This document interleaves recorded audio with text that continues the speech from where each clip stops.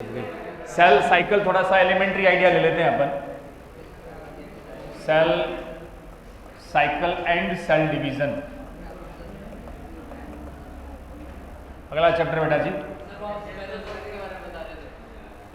वो बता दिया मैंने, उसमें नहीं बता भी दिया, वो देख लेना। एनसीईआरटी की रीडिंग में मैंने उसमें वो मेंशन कर दिया। लास्ट में पॉइंट है माइक्रो बॉडी एनसीईआरटी के, वो देख लियो लेक्चर। इंग्लिश का तो अपलोड हो गया, हिंदी का आज हो जाएगा। इंग्लिश वाले जरूर देख लेना। एनसीईआरटी का 3rd लेक्चर चालू कराओ। एक बायोलॉजी में बाकी देखो मत देखो, एनसीईआरटी की रीडिंग जरूर देख लिया करो। अब बाकायदा मैं लिख के देता हूँ उसके ऊपर। बायो एक ऐसा आपको सब्जेक्ट है, जूलॉजी, जिसमें बाकायदा हर लेक्चर के आगे लिखा मिलेगा कि इसमें सेल मेम्ब्रेन है, कि इसमें ईआर मिलेगी, गोल्जी बॉडी मिलेगी। और बैठ के लगा रहता हूँ मैं, क्योंकि कई बार बच्चे के डाउट हो जाए। सेल बायो के 25 लेक्चर है, तुम्हारी इच्छा होगी कि यार फ्लूइड मोजेक मॉडल में मेरे डाउट है, मैं देखूँ, तो कहाँ ढूंढोगे उस 25 में? तो बाकायदा वहाँ आगे लिखा मिलेगा कि फ्लूइड मोजेक मॉडल का लेक्चर है, सबके मेंशन कर रखे मैंने। तो एनसीईआरटी के 3 लेक्चर मिले हैं। एनसीईआरटी रीडिंग 1st, 2nd और 3rd 3 मिलेंगे। तीसरे वाला देख लेना, उसमें बचा हुआ एनसीईआरटी पूरी करा दी है मैंने। एनसीईआरटी के पीछे के एक्सरसाइज के क्वेश्चन भी उसमें करवा दिए, बाकी सारा आ गया। तो एकदम लास्ट पॉइंट है माइक्रो बॉडी। एनसीईआरटी में 3 लाइन दे रखी है। हाँ, तो उसमें मैंने ग्लाइओक्सिसोम, पेरोक्सिसोम और स्फेरियोसोम तीनों लिखवा रखे हैं, देख लेना। और उसमें इतना याद रखना है, ग्लाइओक्सिसोम तो लिपिड से कार्बोहाइड्रेट बनाता है, और स्फेरियोसोम लिपिड को सिंथेसाइज करता है, स्टोर करता है। पेरोक्सिसोम में पेरोक्सीडेज थाई H2O2 को तोड़ता है H2O और ऑक्सीजन में। बस ये 2-3 लाइन इनकी याद रखनी है। अगला बच्चों, cell cycle and cell division. तो एनसीईआरटी का लेक्चर जरूर ले लिया करो, ऑनलाइन देख लेना। एनसीईआरटी है ही अपना, सब कुछ वही है। तो बच्चों अगला जो अपने 10th लेक्चर है, अपने 11th एनसीईआरटी का 10वां चैप्टर, वो अपना 8th चैप्टर था। 9th बायोमोलिक्यूल और 10th कौन सा है? सेल साइकिल और सेल डिवीजन, कोशिका चक्र और कोशिका विभाजन। कोशिका चक्र तथा सेल डिवीजन। कुछ सीधी सी बच्चों एलिमेंट्री बातें अपन डिस्कस करते हैं। देखो, कोशिका विभाजन तथा कोशिका चक्र है क्या? इसमें सबसे पहले सुनो, हालांकि इसका एलिमेंट्री आइडिया अपन ने पीछे सेल में ले ही लिया था। मैंने आपको इंटरफेस की 3 स्टेज बताई थी, G1, S, G2, और बच्चों डिवीजन की चारों आगे थी, प्रोफेज, मेटाफेज, एनाफेज, टीलोफेज। वो सारी बातें इस चैप्टर में आएगी, सेल साइकिल और सेल डिवीजन में। तो पहला सिंपल सा ही वर्ड आया कि भी सेल को डिवीजन की रिक्वायरमेंट क्यों होती है, क्यों सेल डिवाइड करती है।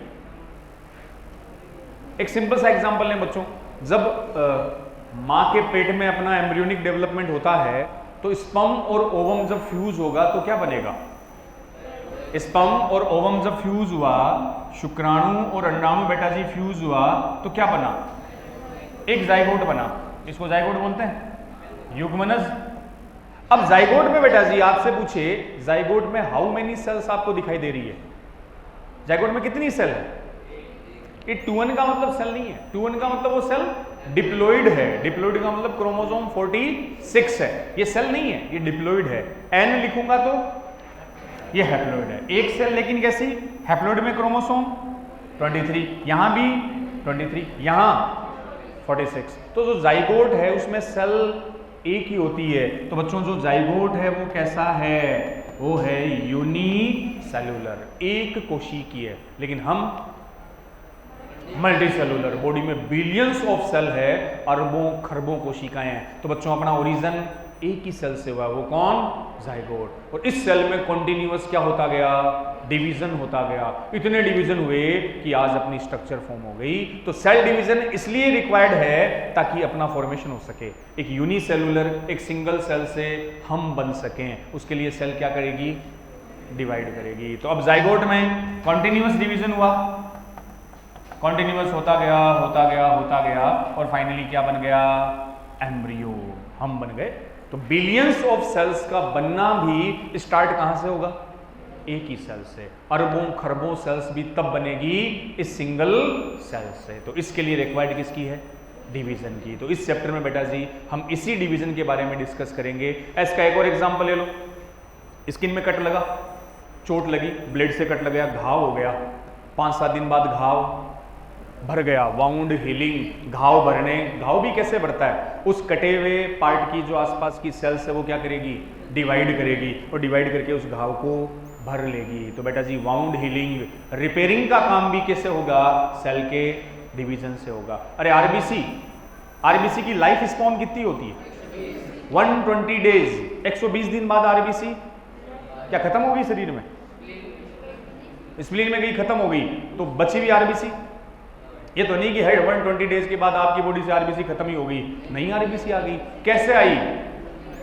डिवीजन से नई आरबीसी फॉर्म होती रहती है। तो बच्चों cell division very important required process है, वो आपके घाव भी भरता है। उसी सेल डिवीजन से यूनिसेलुलर जाइगोट से हम बनते हैं, जिसमें मिलियंस बिलियंस ऑफ सेल होती है। आरबीसी और अदर सेल्स को भी डिवीजन के थ्रू बनाया जाता है। तो very important process cell division. और इस पूरी प्रोसेस को सेल साइकिल में दोनों चीजें आ जाएगी, इंटरफेज और सेल डिवीजन, वो मिला करके क्या कहलाएगा? सेल की साइकिल। तो देखो डिवीजन में बच्चों अपन कुछ एलिमेंट्री आइडियाज लेते हैं।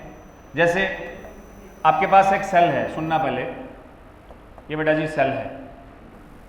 अब सेल डिवाइड होने से पहले अपनी साइज को इंक्रीज करेगी, ग्रोथ करेगी। ग्रोथ करने के बाद सेल में क्या होगा? डिवीजन, और 1 से 2 सेल बन जाएगी। मान लो ये जो सेल है मैंने इसको डिप्लॉइड मान लिया, ये डिप्लॉइड है, ग्रोथ करके डिप्लॉइड। और मान लो बच्चों यहाँ क्या हो रहा है? माइटोसिस हो रहा है। माइटोसिस हो रहा है तो दोनों सेल डिप्लॉइड होगी ना। माइटोसिस में तो नंबर ऑफ क्रोमोसोम इक्वल होते हैं। तो सेल सबसे पहले क्या करेगी? ग्रोथ करेगी। तो इसे मैंने बोला सेल की ग्रोथ। ग्रोथ होने के बाद साइज इंक्रीज। देन बेटा जी सेल में क्या होगा? डिवीजन। अब छोटी सी बात देखो, सेल डिवीजन में मैंने 4 नाम लिखाए थे, प्रोफेज, मेटाफेज, एनाफेज, टीलोफेज, वो तो यहाँ हो गए। उससे पहले सेल ने अपनी साइज को G1, S, G2, वो इंटरफेज क्या हो रहा है? ग्रोथ। ग्रोथ का मतलब ये कौन सी फेज है? इंटरफेज। अरे मान लो ये 2 सेल बनी, अब इस ऊपर वाली सेल, इसकी इच्छा हुई कि मैं भी डिवाइड करूंगी, लेकिन डिवाइड करते टाइम इनिशियली बच्चों इन डॉटर सेल की साइज मदर सेल से छोटी होती है, लेकिन आपको बताया था अगले डिवीजन से पहले ये अपनी साइज को बढ़ाएगी, और यही फेज क्या थी? इंटरफेज। यही सेल की साइज क्या करेगी? ग्रोथ करेगी। तो बाद बेजे में घुसी, ये जो एक्चुअल में ग्रोथ वर्ड लिखा है ये कौन है? ये इंटरफेज है, जहां सेल अपनी साइज को बढ़ाती है। इस ड्यूरिंग कोई डिवीजन नहीं होगा। जैसे सेल पूरी मैच्योर हो गई, फुल्ली साइज ग्रो कर ली, अब उसमें डिवीजन होगा। देन यहाँ प्रोफेज, मेटाफेज, एनाफेज और टीलोफेज। फिर 1 से बन गई 2। अगली सेल फिर अपनी साइज को ग्रो करके फिर बड़ी हो गई, ये क्या है? इंटरफेज। फिर ये सेल 2 में डिवाइड हो जाएगी। तो हर डिवाइडेशन से पहले बच्चों सेल खुद को प्रिपेयर करती है, रेडी करती है, और वो जो प्रिपरेशन वाली स्टेज है वही क्या है? ग्रोथ या इंटरफेज, जिसमें 3 स्टेज आप पढ़ोगे, G1, S और G2। देन फाइनली सेल का क्या होगा? डिवीजन। तो डिवीजन से पहले सेल को क्या करना है? ग्रोथ करना। तो एक ऐसे ही बना लो, फिर अपन लिखते हैं इसके बारे में थोड़ी बहुत बातें। तो ग्रोथ के टाइम साइज ऑफ सेल क्या होगी? इंक्रीज होगी। सेल साइकिल क्या है, सेल डिवीजन क्या है, उस पर भी आते हैं अपन।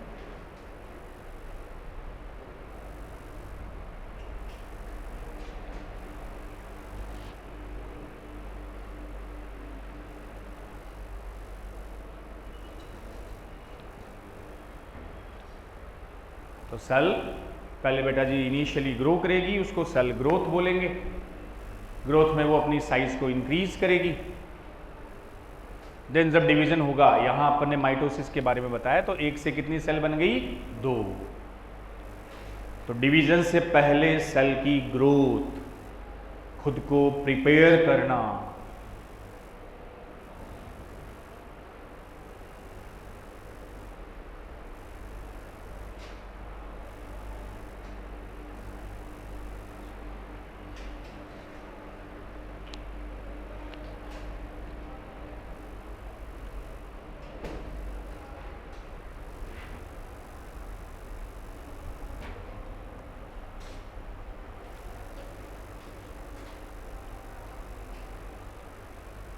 अब इसका बच्चों एलिमेंट्री आइडिया अपन ये ले लेते हैं कि सेल डिवीजन अपन 2 टाइप के नाम सुनते हैं, माइटोसिस, मियोसिस। एक और वर्ड आएगा ए माइटोसिस, वो लास्ट में थोड़ा सा अपन डिस्कस करेंगे। बाकी डिटेल में बच्चों 2 ही चलेंगे, माइटोसिस एंड मियोसिस।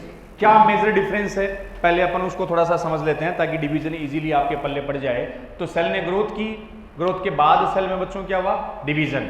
अगले डिवीजन से पहले भी सेल वापस क्या करेगी, ग्रोथ करेगी। ग्रोथ ही क्या है, इंटरफेज। ये इंटरफेज लिखा है मैंने, अंतरावस्था। आपको बताया था न्यूक्लियस की स्टडी कब होती है, इंटरफेज में। क्रोमोसोम की स्टडी मेटाफेज में। क्रोमोसोम की शेप की स्टडी एनाफेज में। याद रखो, मेटाफेज में क्रोमोसोम शॉर्ट और थिक हो जाते हैं, एनाफेज में क्रोमोसोम सेपरेट हो जाते हैं। तो शेप एनाफेज, क्रोमोसोम की स्टडी मेटाफेज, और न्यूक्लियस की स्टडी इंटरफेज। क्योंकि जब डिवीजन होगा तब तो न्यूक्लियर मेम्ब्रेन डिसअपीयर हो जाएगी, उससे पहले हम न्यूक्लियस की क्या करेंगे, स्टडी। नेक्स्ट बच्चों, जो टाइप्स ऑफ डिवीजन है, पहले मैं दोनों का थोड़ा सा डिफरेंसेस समझ देता हूं कि जो सेल डिवीजन है वो मेनली दो, एक साइड में माइटोसिस, समसूत्री विभाजन, एक आप लिख लेना मियोसिस, अर्धसूत्री विभाजन। टू मेजर टाइप के, कुछ एक दो बेसिक डिफरेंस को पहले दिमाग में घुसा लो ताकि बातें क्लियर हो जाए। Mitosis and meiosis. माइटोसिस को बेटा जी अपन लिखेंगे समसूत्री विभाजन, और जो मियोसिस है इसको बोला जाएगा अर्धसूत्री विभाजन।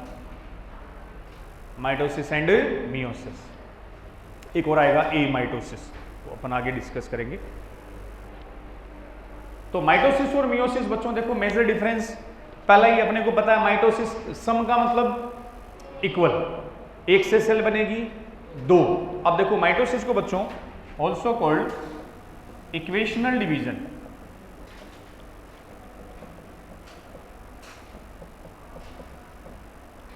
इसको इक्वेशनल डिवीजन बोला जाता है। इक्वेशन मतलब इक्वल, समान, सम विभाजन, इक्वेशनल डिवीजन। क्यों बोलते हैं बच्चों, देखना माइटोसिस के बारे में अभी जो ऊपर बताया था अपन ने वही है। इसमें उसी डायग्राम से समझ लें अपन, ये आपके पास सेल है, कैसी, कोई डिप्लॉइड सेल, और डिप्लॉइड सेल अपनी है तो बेटा जी क्रोमोसोम कितने होंगे, 46।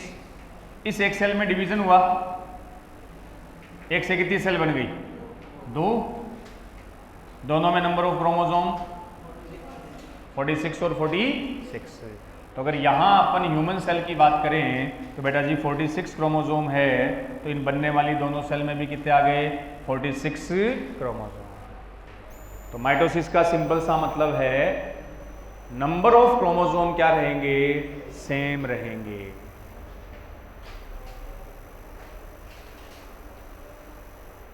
और क्रोमोसोम का इक्वल डिस्ट्रीब्यूशन, यहां भी 46, इन दोनों सेल में भी 46। इस सेल को तो क्या बोल सकते हो, ये तो पेरेंटल सेल है, और मदर सेल, और जो बनने वाली दोनों सेल है बेटा जी ये क्या हो गई, डॉटर सेल।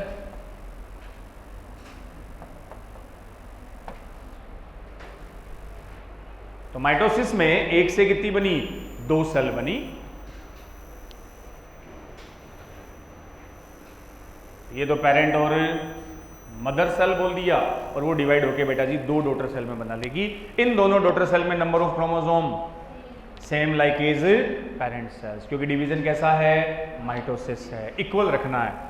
अब एक चीज बच्चों, ये जो दोनों सेल बनी देखियो बोर्ड पे, इन दोनों सेल की जेनेटिक स्ट्रक्चर सेम होगी कि डिफर होगी। जेनेटिक स्ट्रक्चर का मतलब आनुवंशिक रूप से, आनुवंशिक जेनेटिक वर्ड जहां भी आ जाए, जेनेटिक का मतलब अगला बात कर रहा है किसकी, जेनेटिक इंफॉर्मेशन तो डीएनए के पास है। इन दोनों का डीएनए सेम, क्यों, इस एक से ही तो बना है, तो सेम गए, कहीं कोई क्रॉसिंग और कुछ नहीं आया, तो जेनेटिकली दोनों सेल क्या होती है, सेम होती है। और ये नंबर ऑफ क्रोमोसोम भी इनमें क्या रहेंगे, सेम रहेंगे। अपन इसलिए इसको क्या बोला है, इक्वेशनल डिवीजन।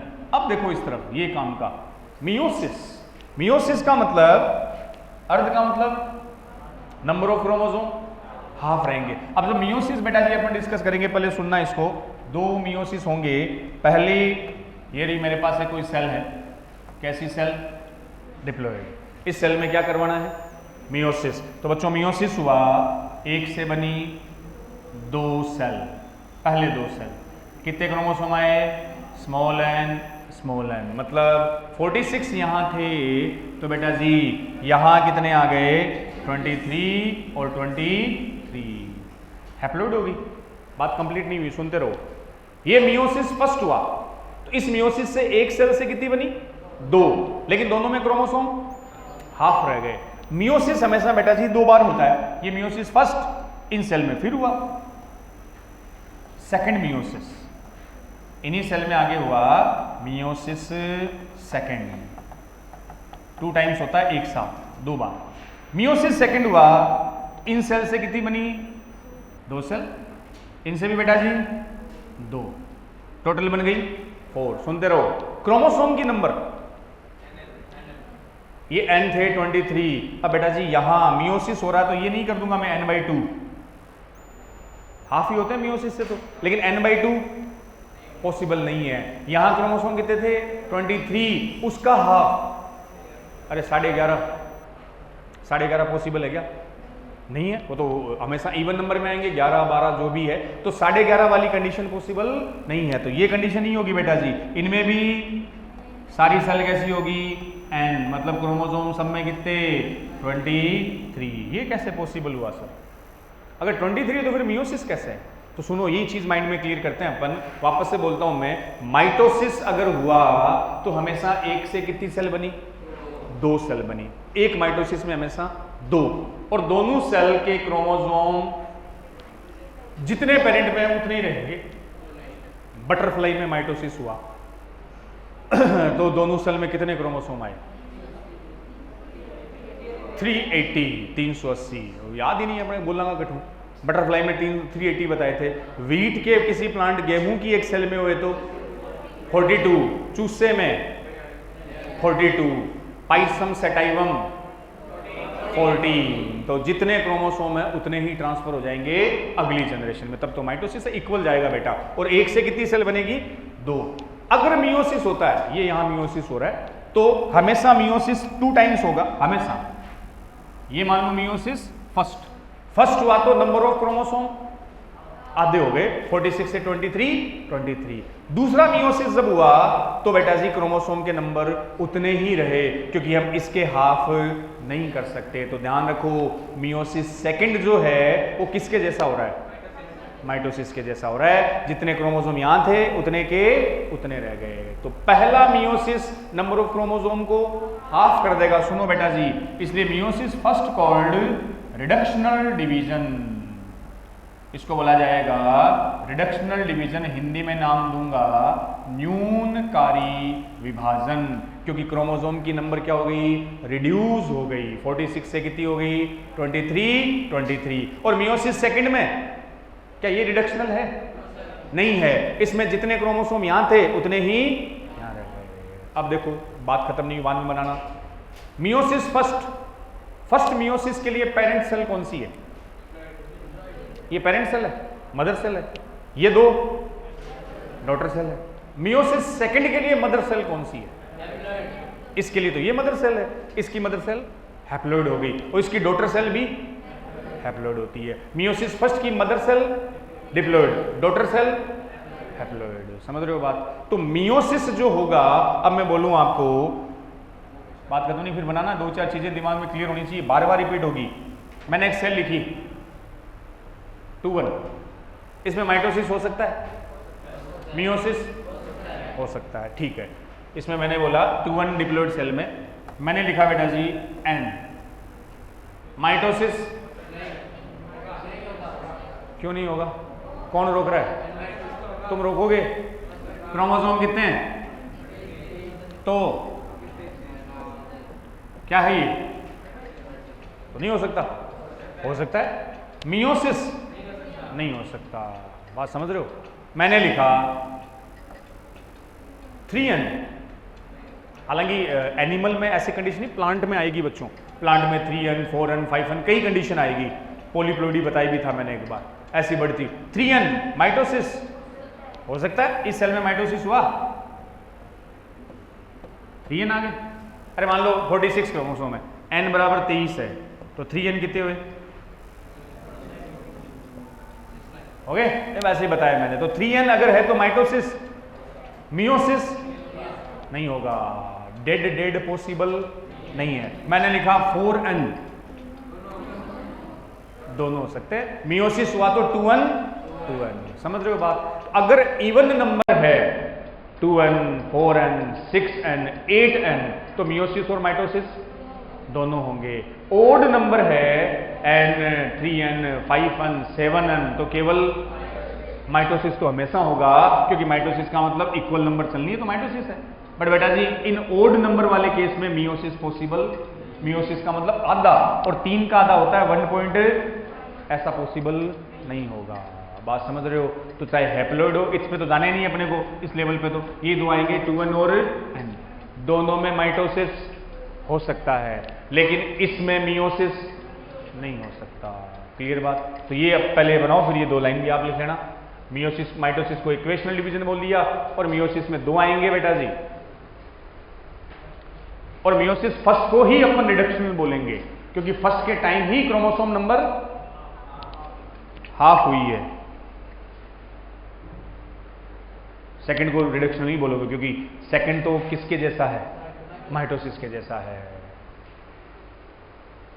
अब लो, एक माइटोसिस हुआ, किसी सेल में एक माइटोसिस हुआ, how many daughter cell, overall daughter cell कितनी बनी, 2। किसी एक सेल में मियोसिस हुआ तो ओवरऑल 4। मियोसिस हमेशा 2 ही बार होंगे भाई, ये एक साथ 2 बार, फर्स्ट और सेकंड। तो यहां हमेशा सेल 4।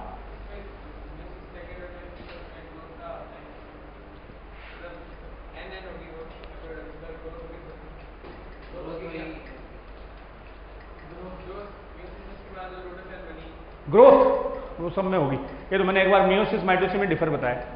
इंटरफेस सब में आएगा हर जगह, बिना इंटरफेस के तो सेल, अरे लगातार क्लासेज आ गई, बीच में 10 मिनट का गैप ही नहीं मिला। पहली क्लास फिजिक्स की 2 घंटे आ गई, तुरंत सर गए, पुनिया सर घुस गए।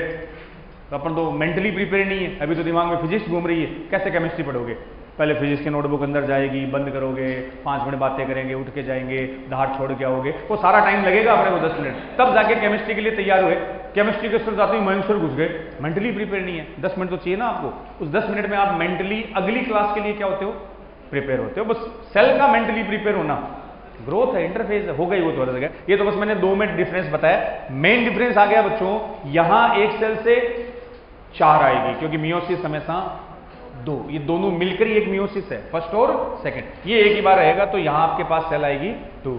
डिप्लॉइड है तो डिप्लॉइड चलेगा, ये डिप्लॉइड है तो फाइनली हैप्लॉइड हो जाएगा। तो अब सोच के बोलो मियोसिस बॉडी में कहां होगा, कौन सी सेल हैप्लॉइड होती है बॉडी में, केवल स्पर्म एंड ओवम, अंडाणु और शुक्राणु। वहां क्रोमोसोम कितने होंगे, 23, क्योंकि उनका फॉर्मेशन किससे होगा, मियोसिस से। बाकी बॉडी की बच्चों कोई भी सेल निकालू, मेरे चेहरे की सेल निकाल ली, हाथ से निकाल ली, टांगों से निकाल ली, कहीं से भी सेल निकाल लो, उन सेल में आपको क्रोमोसोम कितने दिखेंगे, उन सारी सेल में कौन होगा, माइटोसिस। केवल स्पर्म और ओवम जब बनते हैं तो आप में क्या होगा, मियोसिस। इसलिए स्पर्म ओवम हाफ होते हैं, और हाफ होना भी जरूरी है। क्यों, हाँ, अगर उनमें अगर स्पर्म बेटा जी उससे बनता माइटोसिस से, तो स्पर्म और ओवम 2n होते, और जब जाइगोट बनता तो 4n होता। और ये पॉसिबल, एक ही क्रोमोसोम अगर अपने में कम ज्यादा हो जाए तो बेटा जी डिसऑर्डर आ जाते हैं। 12th जेनेटिक्स में बताऊंगा मैं। एक क्रोमोसोम अगर 46 की जगह आप में क्या हो जाए, या 46 की जगह, तो भी डिसऑर्डर हो जाएंगे, अलग अलग टाइप की डिजीज हो जाएगी। और यहां तो आप सीधे क्या कर रहे हो, डबल कर रहे हो, तो ऐसा कंडीशन पॉसिबल नहीं है। तो जाइगोट में 2n रहे, इसके लिए स्पर्म और ओवम पहले से क्या हो गए, हाफ हो जाएंगे, ताकि जाइगोट में क्या चले, डिप्लॉइड। तो स्पर्म ओवा जब बनेगा तब क्या होगा, मियोसिस। बाकी बॉडी की हर सेल में क्या चलेगा, माइटोसिस। तो चलो वो एग्जांपल लास्ट में उसके लिख लो, फिर बात करें अपन। माइटोसिस जो लिखा है ऑल्सो कॉल्ड इक्वेशनल डिवीजन बेटा जी, माइटोसिस में नीचे मेंशन कर लियो, क्या है ये, कहां से आ गए, हटाओ इनको। पहले तो माइटोसिस दोनों सेल में होगा, mitosis occurs in both haploid and diploid cell.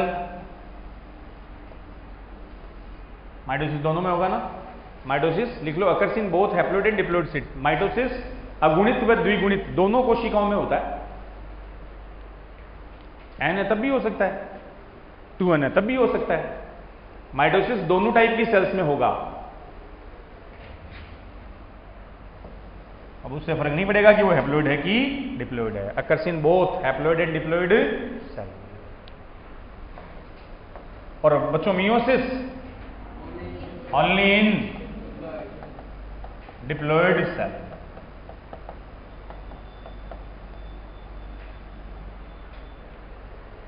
केवल डिप्लोइड में होगा, हैप्लोइड में मियोसिस नहीं होगा। हाँ, डिप्लोइड का मतलब 4n में भी तो हो सकता है, 6n में भी हो सकता है, वो आगे की बातें। n और 2n में पूछे तो केवल डिप्लोइड में, 2n में होगा, n में नहीं होगा।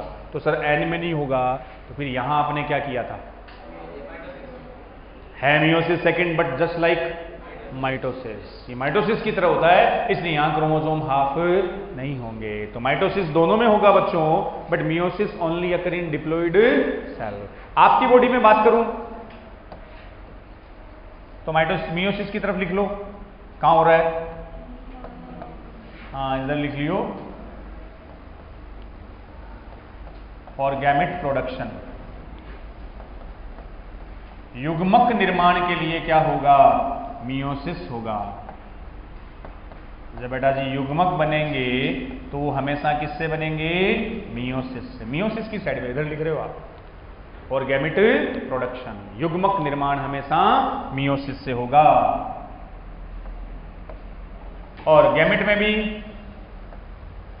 मेल गैमेट स्पर्म को बोलते हैं, और बेटा जी जो फीमेल गैमेट है वो ओवम को बोलते हैं। नर युग्मक स्पर्म शुक्राणु कहलाएगा, वाइल जो फीमेल गैमेट है उसको ओवम या तो अंडाणु बोल देंगे। Male and female gamete. और बच्चों मियोसिस से बने हैं, इसलिए बोथ गैमेट क्या होंगे? हैप्लोइड होंगे।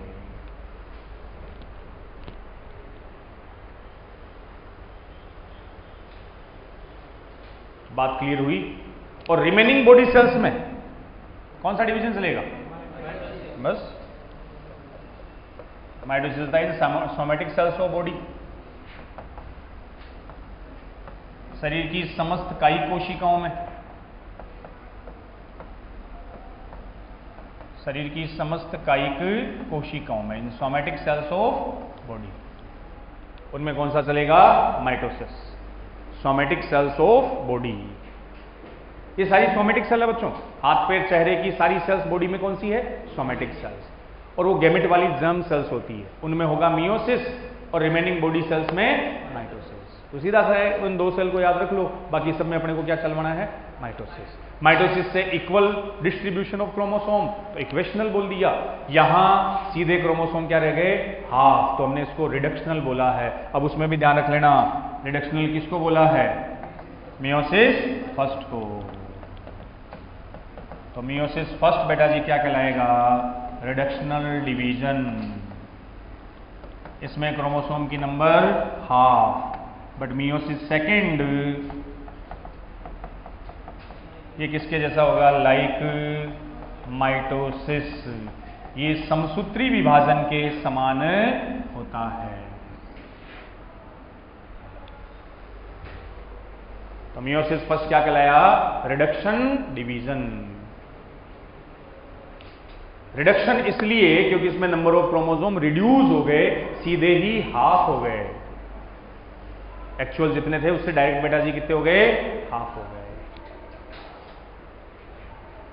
और जो मियोसिस सेकंड है, नाम मियोसिस है लेकिन कैसा है? माइटोसिस के जैसा है।